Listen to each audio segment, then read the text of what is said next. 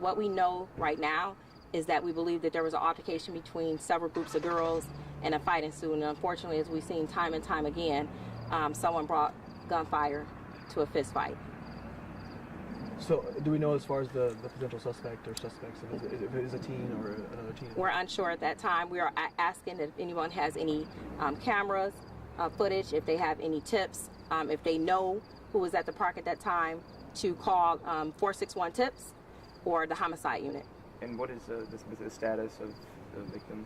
Right now, she's still in critical condition. At Nationwide Children's? She's at Children's Hospital, correct. And you said juvenile group, is she a teen? Teens? We believe that she's under the age of 18 years old. And do you know how many participants may have been involved in this altercation that was happening in the parking lot? We don't. We do believe there were several, but this is very fluid, as you see, ongoing. And unfortunately, again, we're standing here talking about gun violence, with someone potentially could lose their life. And we've said this over and over again. We said it all summer. You don't have to reach for a gun every time there's an altercation. There used to be a time where people could have a fist fight, and that's it. They're here to live another day. And unfortunately, we see with guns so accessible, people willing to use them for the minor altercations. This is what you have now: a young lady, a juvenile in a hospital. And Chief Potts, earlier in the summer, we talked unfortunately a lot about violence at parks. Here we are again now in the fall, shooting at a park. What would you want the community to know about this violence that kind of took a pause at parks, but now we see another shooting? Unfortunately, when people get it in their minds to meet up some location, we can't be any and everywhere.